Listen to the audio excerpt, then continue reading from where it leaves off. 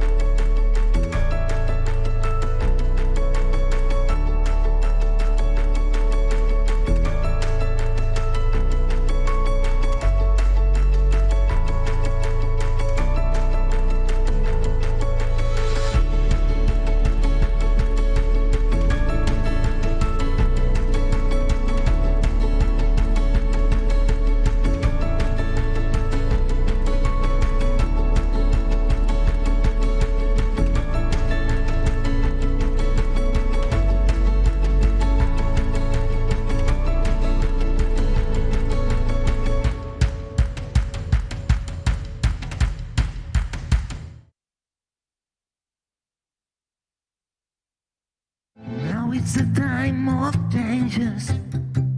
Now is the time to move on. This is the time for solutions. Feel the motion. Be new is born. Really none of you. No one connected to you. Really none of you. Be new will do it for you. This is the time for solutions. Be new is for you.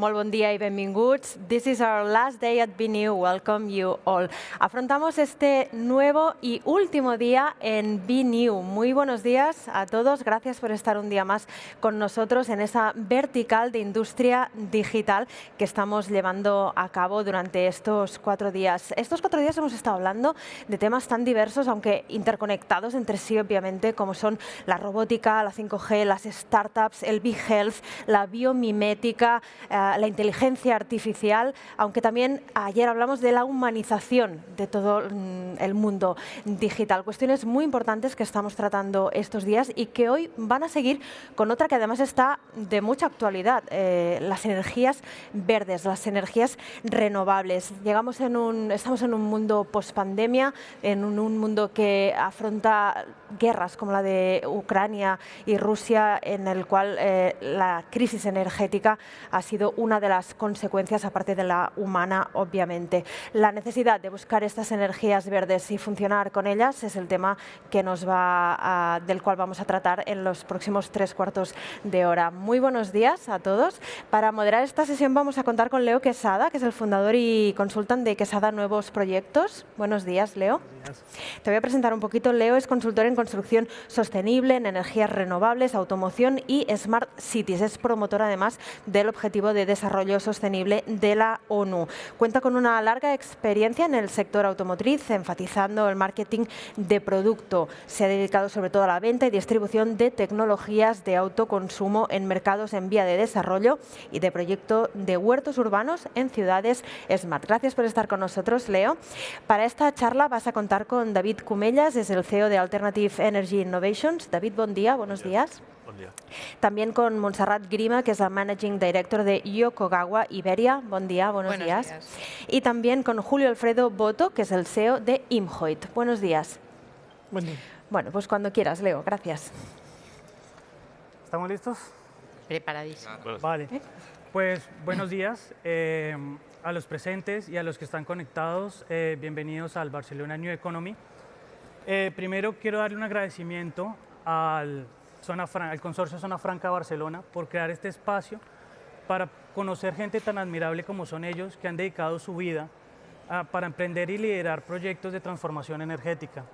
Y es que hoy más en día es cuando, por motivos de una guerra, y no solo una guerra, sino la última ola de calor que sufrimos, nos damos cuenta que estamos en una crisis energética.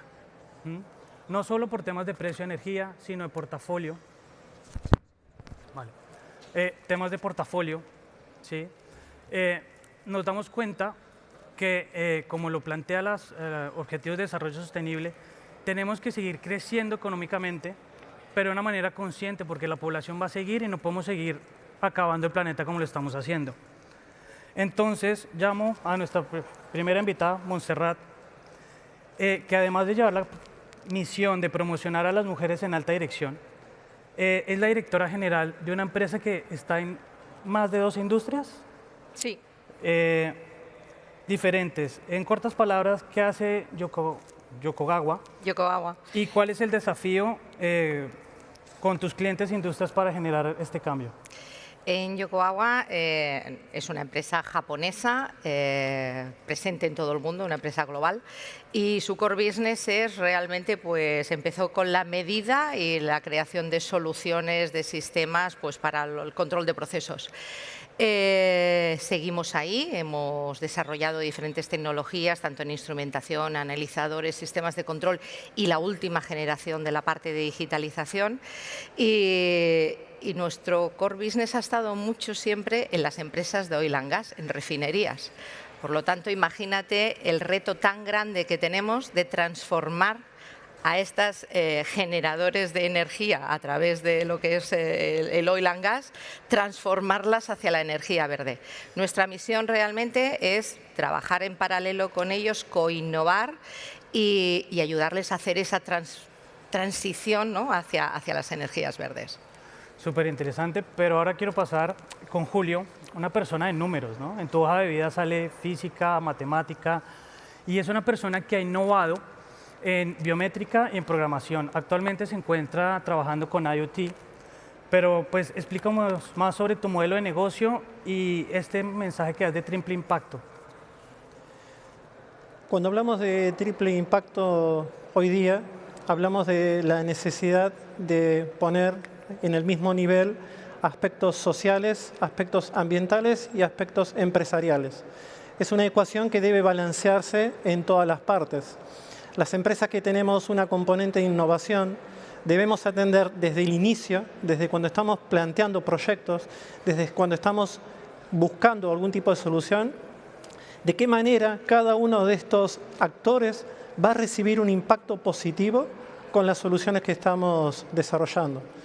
Desde IMHOIT, que tenemos presencia aquí en esta catedral del conocimiento para Industria 4.0, a quienes agradezco por la posibilidad de estar aquí, desarrollamos tecnologías que tienen en cuenta estos tres aspectos de la ecuación de sostenibilidad.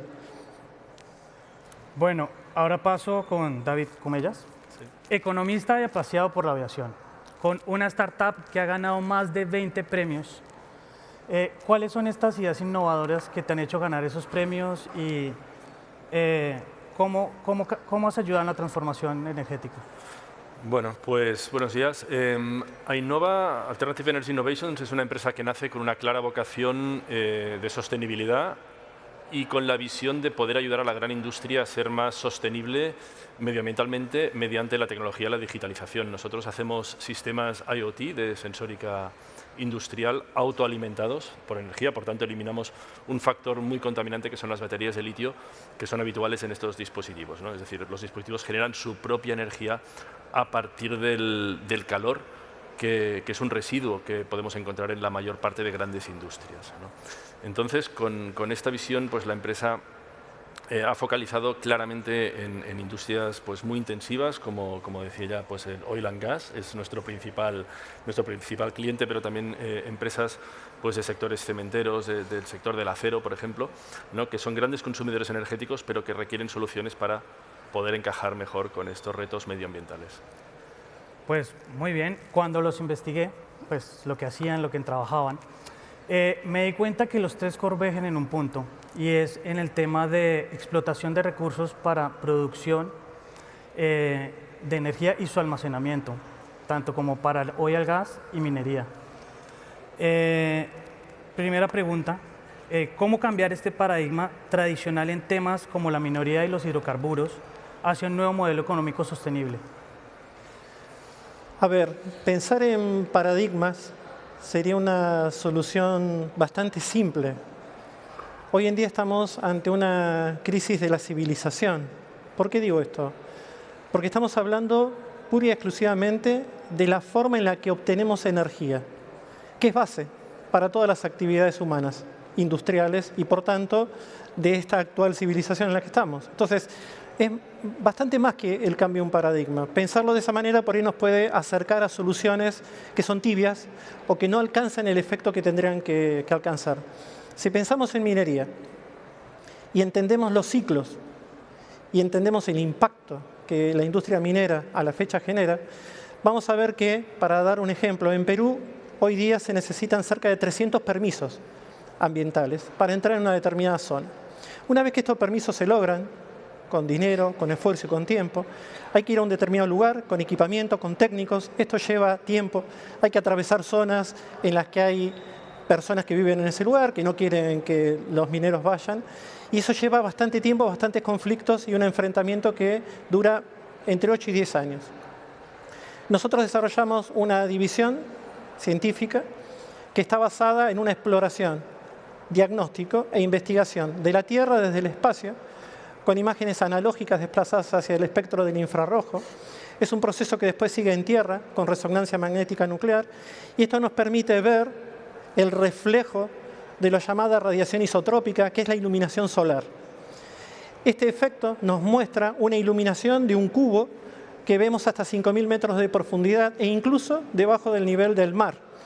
Aunque arriba tengamos 2.000 metros de agua, vemos desde el fondo del mar 5.000 metros.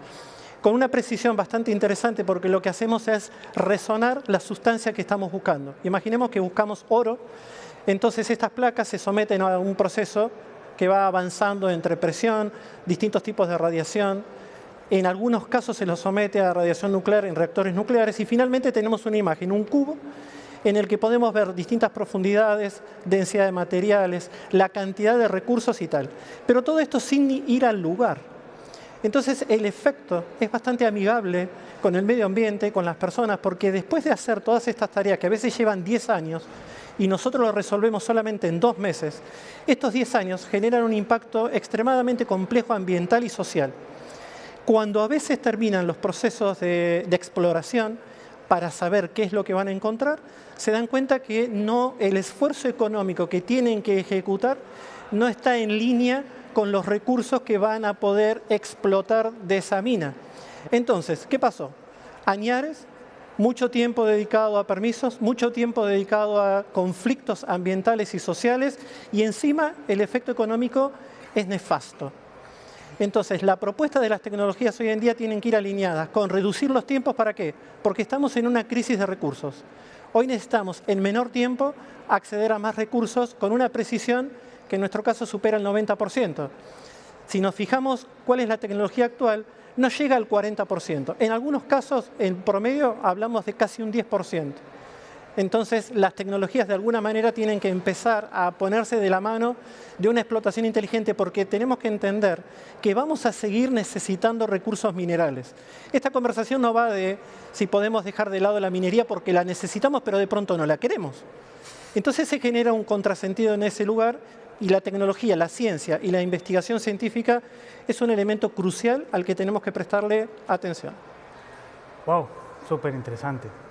Ahora quiero dar un cambio y hablar sobre fuentes de energía, porque es que actualmente en España el portafolio energético es 20% nuclear, 24% eólico, solo un 10% solar, pero aún dependemos de un 30% de los combustibles fósiles. Montserrat, yo creo que me puedes ayudar con esta pregunta. ¿Cuál creen que han sido los errores que se han cometido en estas decisiones sobre los portafolios energéticos y hacia dónde iría el futuro, hacia dónde deberíamos mirar y qué energías encontraríamos en futuro. A ver, es muy interesante la pregunta. Tal vez la palabra error es un poco difícil políticamente de tratar. Sin embargo, yo creo que hace justo 2 semanas en la Eurocámara puso como que en el año 2030 el 45% de las energías tienen que ser renovables. En España ya estamos en ese valor de un 45%, porque realmente tenemos un 24% de la parte de eólica, un 10%, vamos a un 30 y pico, y luego además tenemos otras tecnologías que también son renovables, otras soluciones como puede ser pues desde las hidroeléctricas a lo que estamos creciendo a día de hoy del hidrógeno. Por lo tanto, en España, como por así decirlo, tampoco estamos tan mal. ¿Podríamos estar mejor? Sí. Y yo creo que se está creciendo actualmente para llegar a valores más elevados. De hecho, a día de hoy hay proyectos por valor de unos 194 megavatios en construcción, tanto 45 me parece que son de eólica y unos 100 y pico son de solar. Pero lo más importante es también el desarrollo que se está haciendo a día de hoy en nuestro país del autoconsumo. El generar la energía lo más cerca del punto donde se tiene que consumir. Estamos viendo que cada vez tenemos más placas solares en edificios, el tema de polígonos donde realmente generemos la energía muy cerca de donde es el punto de consumo. ¿Esto qué conlleva? Esto conlleva una serie de retos tecnológicos. El primer reto que nos viene a través de las energías renovables es el almacenamiento. Y actualmente se están desarrollando pues lo que son las plantas de hidrógeno. La generación de hidrógeno ya existía. El hidrógeno siempre había sido gris. Ahora, ¿por qué le llamamos hidrógeno verde? Pues se le llama hidrógeno verde realmente porque para producirlo lo que se consume son energías que vienen realmente de energías renovables.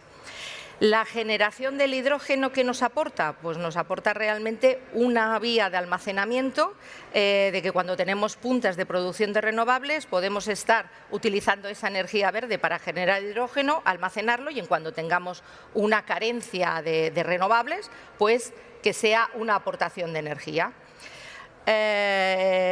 También con todo esto tenemos un sistema muchísimo más eficiente, ya que si generamos la energía justo al lado de donde se consume, pues vamos a tener muchísimas menos pérdidas en el transporte. Pero todo esto también nos lleva al segundo reto, y es que teníamos grandes sistemas de control que controlaban un elemento generador o una planta, y ahora lo que tenemos son sistemas de sistemas, y ahí es donde la tecnología tenemos que aportar realmente soluciones. En Yokogawa estábamos generando también el conocimiento para lo que son los Energy Systems, para controlar los sistemas de energía. ¿Qué tendremos? Pues diferentes plantas atomizadas, diferentes consumos y diferentes necesidades en cada momento. ¿Cuál es el punto que tenemos que desarrollar a día de hoy? Pues el tener un sistema que sea capaz de controlar diferentes sistemas y que ahí el gran facilitador va a ser la digitalización. Por lo tanto, a día de hoy que tenemos una gran necesidad de energía, tenemos unos retos por delante donde la tecnología realmente nos está ayudando. ¿La digitalización en qué nos ayuda? Pues nos ayuda desde luego a tener un predictivo de los consumos que vamos a tener, por ejemplo, en un polígono, y el ver de dónde podemos extraer esa energía en cada momento para que sea lo más eficiente y lo más verde posible. De plantas de hidrógeno que están funcionando no solamente ya utilizando energía como aquel que dice sobrante de energía verde. Tenemos ya plantas que realmente ya se han hecho específicamente generando energía verde para generar hidrógeno y luego ese hidrógeno transportarlo. Por ejemplo, un ejemplo sería en Palma de Mallorca, pues la planta de Nagas, ¿no? Son placas solares, se genera hidrógeno y ese hidrógeno se transporta a diferentes sitios. Por lo tanto, tenemos ahí un reto que la tecnología es la que aporta soluciones. Tecnología, gran concepto, y yo creo que lo que están hablando es que las soluciones existen, hay soluciones tecnológicas que podrían transformar este mundo casi que inmediatamente en algo muy sustentable, pero les pregunto, ¿qué hace falta para que las grandes empresas, los gobiernos, hagan esa transición a energías verdes, a eficiencia y a sostenibilidad? Bueno, pues si me permites, la pregunta es interesante y muy compleja. Realmente, para simplificarlo mucho, podemos decir que la industria, en este caso, que es una gran consumidora de energía y una de las más afectadas cuando hay pues, alteraciones en el mercado, como ahora, que el precio de la energía está subiendo de forma desmesurada, se mueve por dos parámetros, ¿no? El castigo y el incentivo. De alguna forma, eso es lo que mueve a cambiar las cosas, ¿no? Entonces, hay que buscar este nuevo equilibrio entre castigo e incentivo, y cuando digo castigo quiero decir, por ejemplo, pues una legislación más restrictiva que nos lleve a nuevos modelos económicos, nuevos modelos energéticos, o un incentivo, y es el ver, por ejemplo, que las inversiones que se hagan en eficiencia energética, en digitalización, lo que han de permitir es un mejor posicionamiento, una mayor eficiencia de las empresas y un mejor posicionamiento económico. Entonces, activar este mecanismo de castigo y beneficio es lo que va a permitir que las empresas, los estados, empiecen a legislar y empiecen a implantar cambios de forma que sean más eficientes desde el punto de vista energético, que implanten nuevas tecnologías energéticas globalmente. Bueno, es decir, las empresas optan por la tecnología verde o se las imponen, ¿verdad? La siguiente pregunta, que va a ser un poco álgida, es ¿hasta qué punto existe hipocresía no solo en las normativas, sino en la operación de las empresas para alabar su operación y presentarse como sostenibles? ¿Qué está pasando realmente? De nuevo, muy buena pregunta, si me permitís. Pues empiezo hacemos, yo y sí, luego sí. así nos hacemos. Y tanto. Realmente hay una palabra que lo define, ¿no? Que es el greenwashing, es intentar parecer verde sin serlo, ¿no? Y esto es algo que lamentablemente hemos visto mucho en los últimos años y yo creo que es algo que está cambiando. Hay una presión clara por parte de la sociedad hacia las empresas, hacia pedir que sean más sostenibles, más eficientes. También es cierto que esta presión pues, no se acaba de traducir tampoco en acciones muy directas, pero cada vez tiene más peso, ¿no?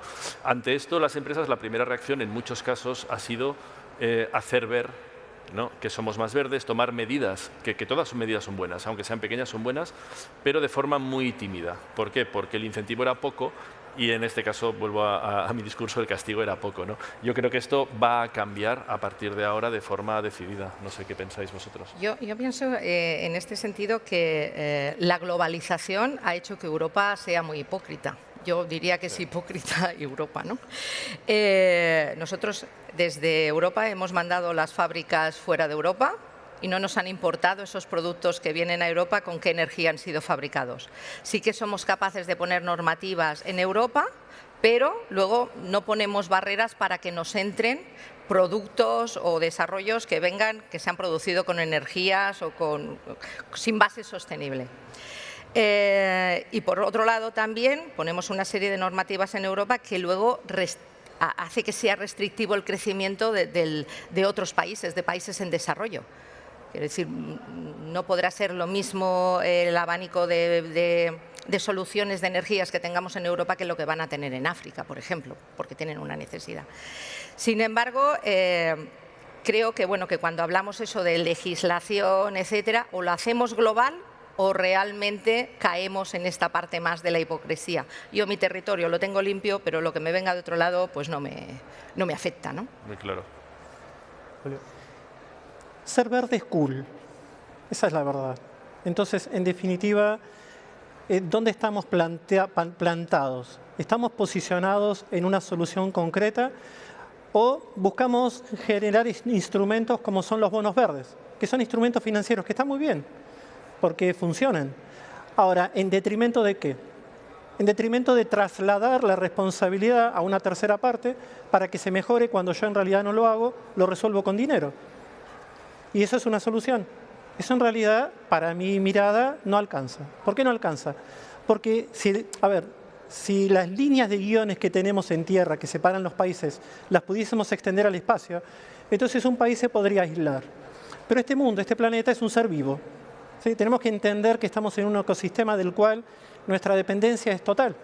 Dependemos de esto, pero dependemos más allá de las cuestiones políticas y económicas, que tienen que, de una buena vez por todas, sentarse con una madurez intelectual, crítica, que nos pueda enfrentar a buscar posibles soluciones de largo plazo y no utopías momentáneas que nos sirven más para una cuestión propagandística verde. A veces digo, menos mal que el petróleo es negro, porque ¿qué haríamos si fuese naranjo verde? Inventaríamos otro tipo de historia. Entonces, estas cuestiones primero nos tenemos que ver como humanidad ante un espejo y tenemos que entender el reflejo que recibimos cuál es. Y esa verdad tiene que ser planteada. Esa verdad tiene que ser puesta sobre una mesa. Se tiene que inventar canales para acercar la ciencia, para acercar actores, filósofos, sociólogos, abogados, humanistas. Tenemos que tener todas estas cuestiones de paridad resueltas para empezar a resolver una cuestión que para mí es bastante crítica. En el año 85, Carl Sagan en el Congreso de Estados Unidos anticipó que teníamos 20 años, ¿sí? En aquel entonces estaba Al Gore como senador, para empezar a recorrer un camino como paliativo, sincero, a lo que en aquel entonces se llamaba calentamiento global. Bueno, acá estamos. Carl Sagan se fue y nosotros estamos con el problema. Sí, sí, estoy totalmente de acuerdo contigo. Yo creo que adolecemos de una visión muy cortoplacista en general, ¿no? Nuestra sociedad. Entonces, ¿qué ocurre? Que si no hay un cambio social claro y enfocado a esta mejora medioambiental, a evitar la emisión de gases de efecto invernadero, no solo de la industria, no solo del transporte, sino en nuestro día a día, ¿no? Nosotros somos los causantes finales de todo esto. Cuando a veces, y lo comentábamos antes, ¿no? Me apetece comer naranjas fuera de la temporada naranjera, que me las traen de aquí al lado, estoy comprando naranjas que vienen de un país, pues por ejemplo de Sudáfrica, ¿no? Y vienen en barco, que es un gran emisor de gases de efecto invernadero, por el transporte simple, ¿no? Nuestro modelo de consumo, y nosotros como ciudadanos somos los primeros responsables de ello, ¿no?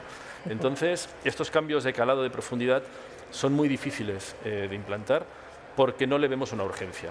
Realmente hoy estamos hablando de crisis climática, porque hemos tenido un verano algo más caluroso de lo habitual y seguramente será una tendencia. Estamos hablando de un problema energético porque la energía ha multiplicado por mucho el valor habitual, que hace unos años estábamos hablando de precios de la energía moderados, ¿no? Pero hasta que no hemos tenido la urgencia, no ha llegado la gran preocupación, no ha calado en la sociedad. Y esto a su vez tendrá que generar movimientos para que se apliquen los cambios de comportamiento de las personas y las políticas que nos lleven, como también ha dicho muy bien ella, a hacerlo a nivel global. No tiene sentido que aquí en Europa estemos legislando duramente a las empresas, poniéndoles trabas a favor de ser más eficientes, cuando compramos productos en otros países lejanos, importándonos muy poco cuál es el mix energético, qué están contaminando allí, y al final el mundo es global, o qué estamos consumiendo en el transporte, ¿no?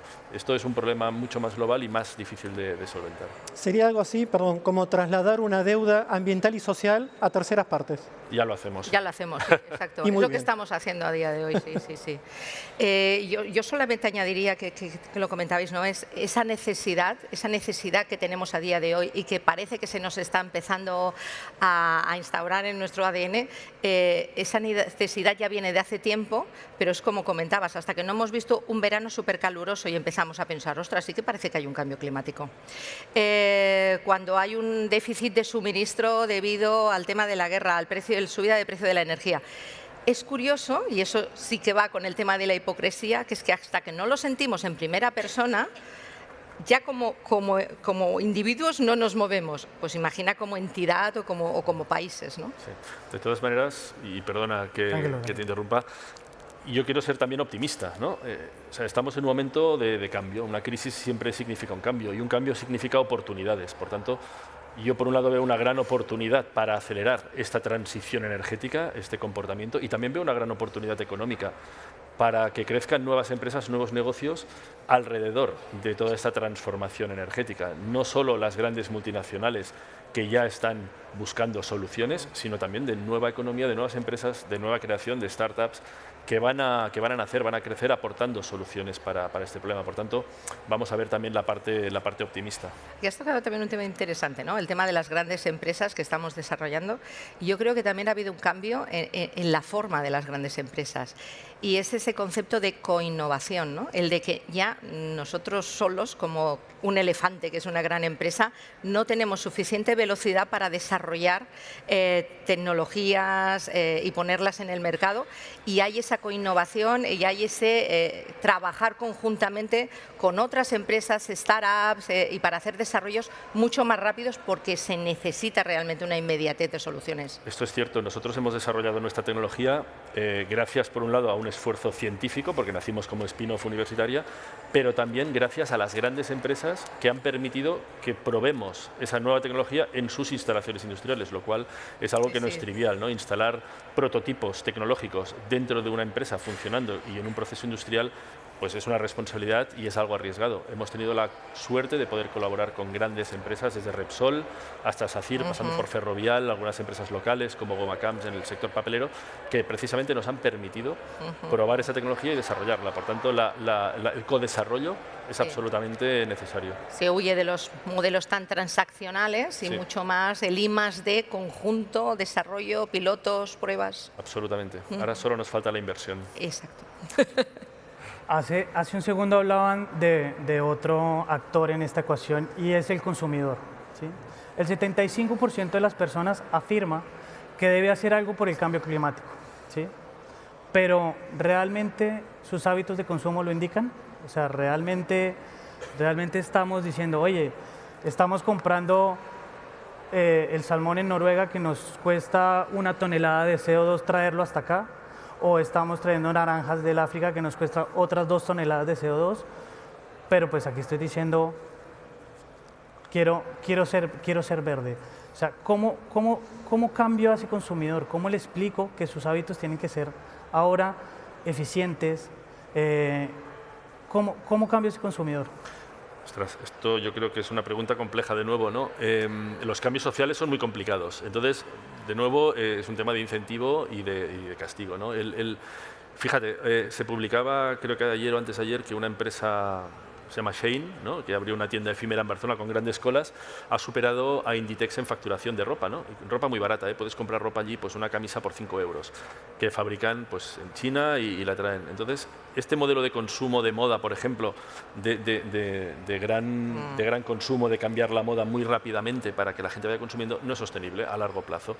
¿Cómo convencemos a los jóvenes, que son los principales consumidores de este tipo de establecimiento, de que tienen que cambiar su modelo, cuando realmente lo hacen pues seguramente por precio, ¿no?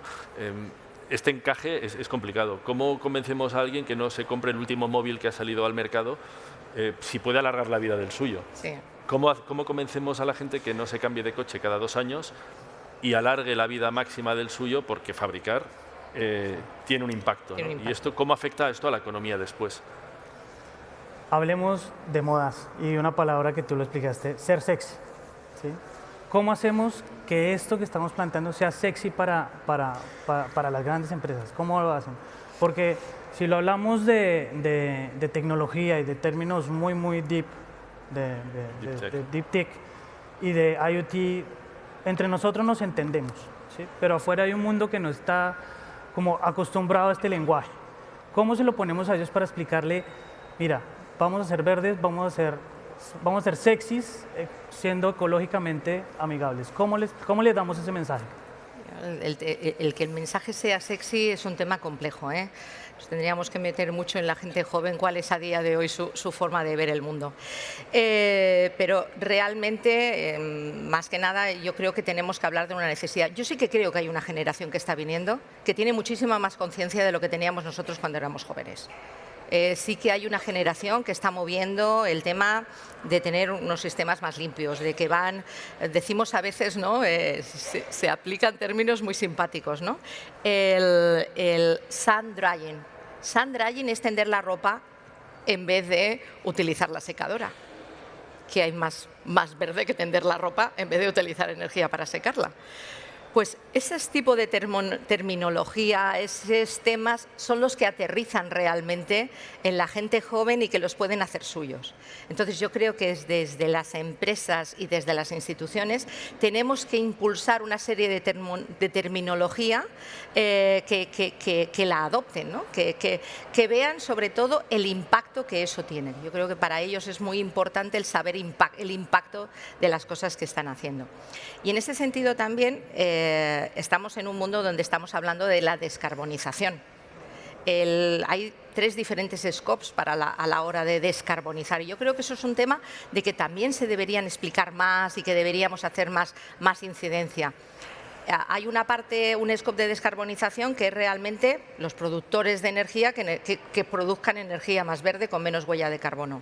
Pero eso es un índice así. Otro índice es las empresas que generan materiales para la generación de energía, que también sean más verdes.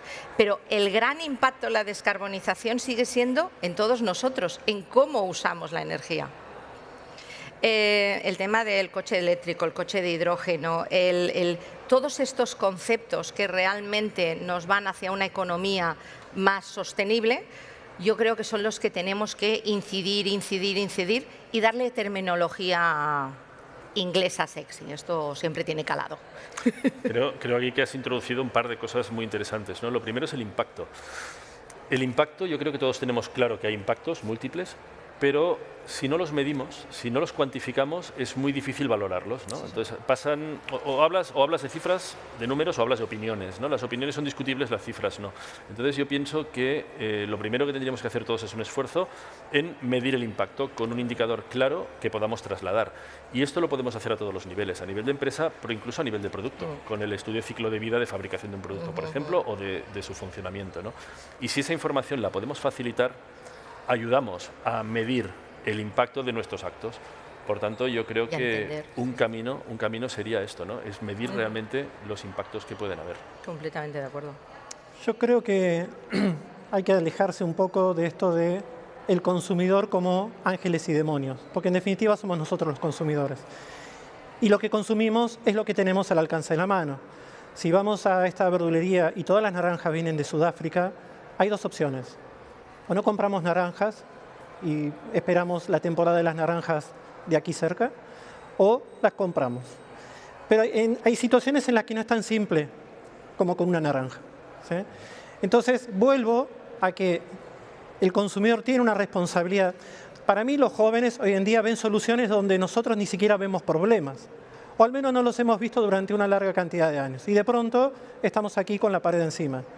Yo hablo muchas veces con jóvenes de distintas edades y es maravillosa la mirada que tienen de lo que hay que hacer. Maravilloso. Entonces, a partir de ahí, la ecuación vuelve a estar de mano de las empresas y de los gobiernos. Hoy hiciste una pregunta de qué necesita una empresa grande. Y en definitiva, la empresa grande, aunque internamente haga una cosa y externamente lo comunique como muy verde, pero internamente va a querer que la cuenta de resultado dé positivo. Final de la conversación. O que haya un fondo europeo, o japonés, o chino, o de algún lugar del mundo, que lo apoye a hacer un programa de transformación. Pero tiene que estar alineada con la normativa, porque si no hay una normativa que dicen, oigan, no vamos a llevar 78.000 kilos de naranjas de Sudáfrica a Barcelona, lo pueden seguir haciendo, lo van a seguir haciendo. Eso no va a cambiar. Pero yo realmente coincido con la mirada positiva. Creo que los jóvenes tendrían que crecer más rápido para encargarse de ellos. ¿Sí? Entregarles rápido esta posta, decirles, oigan, no hemos sabido, hasta acá no llegamos bien, sigan desde aquí. Yo quiero rescatar 2 grandes palabras que han dicho y es eficiencia y digitalización, que creo que es al final lo que vinimos a hablar. Y les pregunto, en su visión, ¿cómo ven el paradigma en 5 años o cómo ven el futuro de esta transformación tanto digital y de eficiencia en la actualidad? ¿Cómo va ese camino? ¿Cómo vamos para allá? Pues en nuestro caso, que tratamos con grandes industrias muy intensivas en energía y además, pues, en muchos casos, pues, grandes emisoras también de dióxido de carbono, hemos visto despertar un interés sincero por esa transformación. En primer lugar, en detectar las ineficiencias, que muchas veces pues, ni siquiera se tenían en consideración, ¿no? Un poco lo que ha dicho él. No se veía el problema, porque no había problema, estaba descontado en la cuenta de resultados y, por tanto, esa ineficiencia ni siquiera se medía. Ahora, y por muchos motivos, entre otros por el precio de la energía, se están buscando estas ineficiencias, que no siempre son fáciles de resolver. Pero sí que es cierto que la digitalización de procesos, la digitalización de maquinaria, ayuda a detectar las ineficiencias y ayuda muchas veces a corregirlas, ¿no? Y ahí es donde ponemos nosotros, incidimos y ponemos hincapié. Yo coincido completamente, creo que la digitalización es realmente el facilitador de que todo esto se produzca. O sea que realmente en 5 años, si tenemos algún progreso, que debemos tenerlo, va a ser gracias a la digitalización, al tema predictivo, porque la digitalización es la que va a ayudar a esa eficiencia. Cierto, cierto. A mí me gustaría agregar, tenemos un proyecto en carpeta que está con cierto nivel de avance, que contempla esto del triple impacto, contempla una reducción en la emisión de gases de efecto invernadero por parte de los grandes centros de datos, los data centers donde alojamos servidores y nube y todo vive ahí, para que los sistemas logren una mejora en la performance de sus aplicaciones y bases de datos, mientras logran consumir menos potencia computacional. Ese gap es una mejora para la empresa, paga menos, es una mejora para el medio ambiente, lo ensuciamos menos, es una mejora para el usuario final, aplicaciones más rápidas. Entonces, son soluciones que tecnológicamente se pueden empezar a ejecutar. Sí, sí, totalmente cierto. Mira, hay una cosa que a mí me sorprendió mucho cuando empezamos con la empresa y empezamos a visitar clientes, ¿no? Es ver la cantidad de energía que se consume y se acaba perdiendo en forma de calor, se acaba quemando y acaba perdiéndose por chimeneas y procesos, ¿no? Y si voy a un extremo, la industria del acero, que tiene que fundir el metal o los minerales a 1500 grados y luego volver a enfriarlos a temperatura ambiente porque si no, no se pueden cargar en un camión. Pero esto se repite en muchas industrias. En Europa el 65% de la energía consumida por la industria se pierde en forma de calor residual. De hecho, creo que ustedes tienen una tecnología para recuperar ese calor. Sí, cierto, la termoeléctrica. Entonces, aquí la pregunta es, ¿por qué no reciclamos parte de esa energía que ya hemos generado, que hemos emitido en forma de CO2 y estamos tirando? Reciclamos papel, plástico, basura orgánica, ¿no? La energía. Pues, y hay tecnología para hacerlo. Nosotros aplicamos tecnología termoeléctrica que convierte ese calor directamente en energía eléctrica limpia y sostenible que se puede usar en el proceso e inyectar en la red. ¿Por qué no hay más inversión en estos sistemas de recuperación, por ejemplo? Es uno de los grandes gaps. Pues porque no ha habido incentivo hasta ahora, ¿no? Entonces, la tecnología existe, la digitalización ayuda. Entonces, tenemos que dar ese pequeño empujón para dar la vuelta al paradigma. Sí. Bueno, yo quiero agradecerles, creo que esto está muy, muy interesante. Hay conceptos que hemos tratado, que hemos manejado a profundidad, o por lo menos hemos ido un poquito tocando fibras. Ya estamos llegando al final.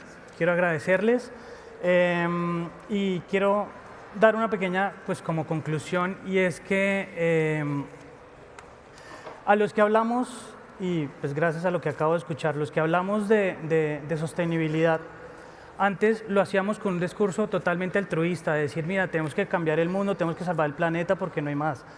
Creo que hoy tenemos las herramientas para cambiar ese discurso y decir, esto ya no es altruista, esto ya es un tema de negocio, ¿sí? Vamos a ser rentables económicamente. Está la tecnología, solo necesitamos que ustedes quieran aprovecharlas y meterlas en su empresa para que no solo sean verdes, sino ganen dinero. Creo que eso es lo importante y es el mensaje que a 2022 podemos dar como ese mensaje al futuro. Muchísimas gracias por esta sesión. Muy interesante también el concepto del sun drying, ¿no? Que nos parece tan absurdo, sobre todo en un país como el nuestro que tenemos tanto sol y a veces, por qué no decirlo, también los gobiernos deberían facilitar un poquito las cosas, ¿no? A la hora de instaurar energías renovables. Muchísimas gracias por esta sesión. Vamos a hacer una pequeña pausa y volvemos a las 11 de la mañana con una mesa redonda sobre Be Health. El otro día ya estuvimos hablando de esta nueva tendencia de la salud y ahora continuaremos con otra sesión. Hasta ahora mismo. Gracias.